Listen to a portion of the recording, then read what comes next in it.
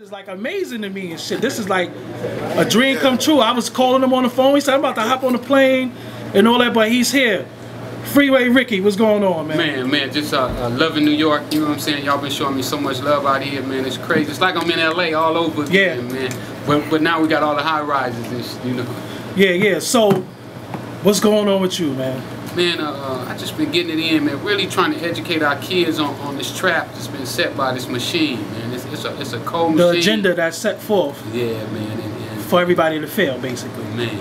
Especially, man, when you look like me. You know, it's sad that, you know, I got a young lawyer that run with me every day, and he just, you know, me and him, we rap, and he be telling me, he said, man, it's cold when you black, 24 to 30 years old, man, and everybody look at you like you're a criminal. You know, he walks in, and if he ain't got on his suit and he ain't got his briefcase and his book, they don't know he graduated from Loyola Law School and UCLA, and he just said it ain't cool the way they treat us, man. But let me ask you something. I don't want to cut you off, but I remember, wasn't the boys trying to fuck with you because you were educating the youth? Like, they were trying to rearrest you, right? For educating, for talking to the kids. Yeah, well, what they say, you know, like when I go out and do my speeches, you know, sometimes some convicted felons come out. They supposed to. You would hope they come out. Yeah, and then I take pictures like today. We went down to, what was the name of that school? Door for Door School. Okay. I took pictures with everybody in the building. Yeah. You know what I'm saying? I ain't asking you ever been convicted and all that. That don't matter to me, man. My goal, man, is to save my people, you know what I'm saying? Because I played such a big part in this cycle that's going on right now, man, with the rap game, with what these dudes are talking about on rap, you know, and it's like crazy to me to know that I was one of the ones who started this wheel rolling, you know what I'm saying, and helped this machine get this thing started out of ignorance, though, you know what I'm saying? I was ignorant when I did it and not really understanding what was going on. But if I'm not mistaken, you were also used by the CIA also. Absolutely. Well, that's one, you know, that's part of the machine. The CIA is part of the machine. The COINTELPROs and the J. Edgar Hoovers and a lot of the madness. Exactly. Let me ask you something. You also, Rick Ross the rapper, you have a plight against him, but how come you never went at Freeway from Philly? Because if I'm not mistaken, that's your name too. Yeah. Freeway carries it different, you know. For one thing, you know, the brother has a lot of respect for me. Okay. You know, he came out and told everybody, you know what I'm saying, how much he respects me and that he got his name derived from me because he has so much love and respect for me. And the other guy, he lies and he wants people to believe that he's me, you know, and that's a different thing, you know. When you don't have your own identity, and then when you look at the message that he's teaching our kids. Me and him are teaching two different messages, you know. He's working for the machine now, and I'm working against the machine. You know, I'm trying to derail, I'm trying to take the wheels off the machine, and here you are, every time I take a tire off, you put 4 on. So that's part of my fight with him, you know. If he came out and told everybody, no, I ain't really Rick Ross, my real name is William Roberts, and you know, I took dude's name and I rap his lifestyle and I want to look like him, and you know, then I would respect him more if he did that. But you know, just to say and you know, you never hear this guy mention that his name is William Roberts. Yeah, you know, it was crazy because I looked up through the glass and I'm like, hold the fuck up, that's Rick Ross. Like, that's Rick Ross. That's Rick Ross. Let me ask you something. The street dude, the guy, well, the ex-street guy. What is it that stops you from sending the goons at this nigga to just say, you know what, man, you gonna stop using my fucking name? What stops you from doing it? Because I know sometimes... Well, you know what, it's hard. It's hard to keep these dudes, because trust me, these dudes in LA, they don't like what he's done. Okay. It's hard for me to get them not to go get him. Yeah. You know, even when I lost the lawsuit, I mean, like 3 of the shot callers, you know, from the hood, you know, came to me and was like, man, is it time yet? Yeah. And I was like, no, man, that ain't what I don't want that. You know, I don't want nobody to do nothing to him. They want to put a no-fly zone on him, saying that he can't come to L.A. I mean, you know, even Suge Knight came out, you know. Yeah. Suge had stepped to me one day and was like, man, you know, let me take care of this. Yeah. You know, and I'm like, no, man, it ain't about that. We've been fighting and killing each other. Let me ask you something, though. How could you lose a lawsuit where it's definitely your name, definitely your beard, definitely like what's wrong with the judge? How could you possibly lose? The judge used to work for Universal. Wow. Wow. On ForbesDVD.com. Wow. See that shit? Yeah. Wow. I used to work for Universal, and then I believe they put a cold stump because Universal has one law firm that they use all the time.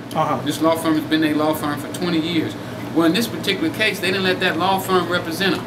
They went out and hired another law firm because had they hired that law firm, then the judge would have had to disclose that she used to work for that law firm that Universal has that represents them right now. So they hired another law firm with a head lawyer, also worked at the old law firm, and also worked with my judge. So we're appealing it on. Yes, that's definitely a great case. We think it was a conflict of interest. We think that they had 9 lawyers and none of them, you know, stood up and said, hey, you know, the judge used to work for Tungle & Moore, I think is the name of the company.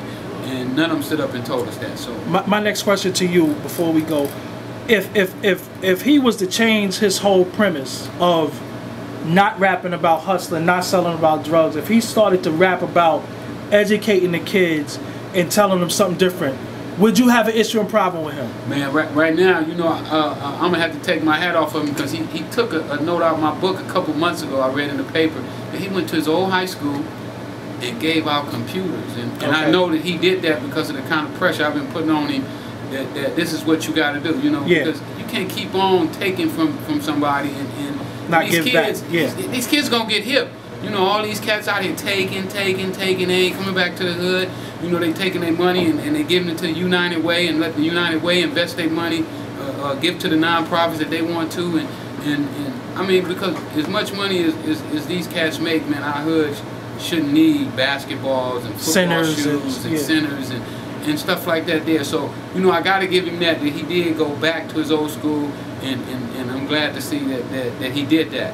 And if he changed, I can embrace him. I mean, I don't have no ill feelings with him right now. You know, I ain't mad at him. I don't want nothing to happen to the cat. You know, honest. But at the same time, I can't respect the way he's carrying it right now. Also, did y'all ever speak? Did you ever see him? Did you ever come face to face with him and say? We did. At a deposition, we came face to face. I spoke to him. He didn't speak back. Like a bitch, like how you talk to a girl and they keep walking. I stuck my hand out to shake his hand and tell him, you know, ain't no hard feeling on my end, you know, and he rolled his eyes at me and turned and walked away. Wow. Also, what I wanted to ask you, I heard it's many interviews, but you also said he was a snitch CEO. Man, I got a call from some cats that was in jail when he was there. And they said, like, if they were shooting dice and stuff like that, he would be hiding behind the thing, the bill. And I know because I've been to prison. I see CEOs, you know, who they sweat every little petty thing. If you got extra soup in your locker, you know, they take it. Contraband. Contraband. So this guy was telling me that this guy was that type of CEO. You know, he would sneak around and listen to their conversations, and he would run to the sergeant because he didn't really have any power. You know, he couldn't come in and take your soups. He had to go get the sergeant and bring the sergeant, and the sergeant would do that. Wow. But the guy said that that's the kind of dude he was. As a matter of fact, me and this guy, we working on a project together. Wow.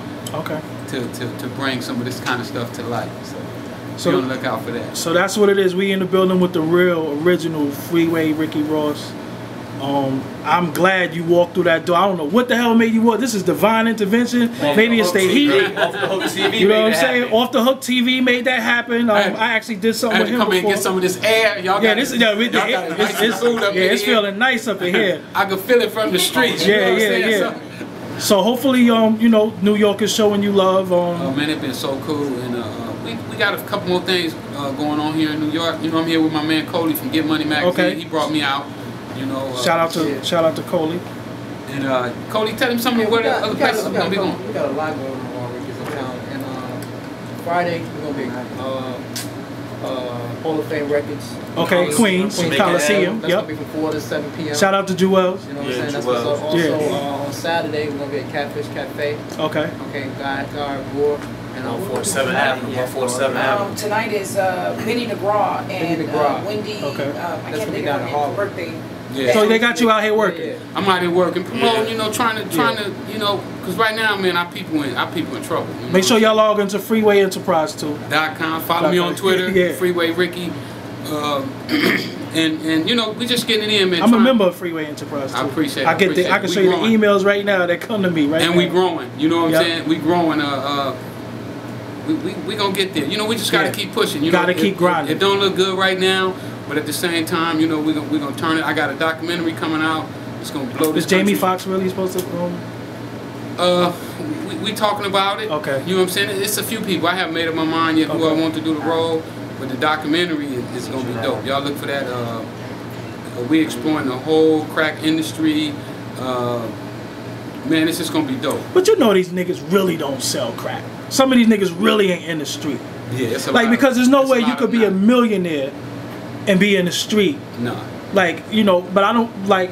Let me ask you something. What is it about the people that like to be fooled? Why do the people like to be fooled? Well, you know, the ones that's really being fooled are the ones that feel hopeless. Okay. You know, they feel like they don't have anything else going on, so they looking for some type of hope. You know, like if you're in the ocean and a straw float by you, you gonna grab it. Yeah, you can swim back to safety. Exactly. Yeah. Okay. So that's the state that our people are in. You know, they've been feeding them so much garbage that they don't understand anything but that. So, you know, it takes people like us now to start waking them up and start showing them, you know, what's real and what's not real. So what about the people that might be saying, oh, Freeway, he just broke, he's fucked up, he just need money, that's why he's doing lawsuits, real niggas don't sue, blah, blah. What do you want to say to them? Well, you know what? The first thing is, even when I had money, I sued people. I had real estate deals that went south, and I sued them. Yeah, you know what I'm saying? You're not gonna, you know, you ain't gonna take that street when you're doing that for your money. So I am broke right now, cash wise.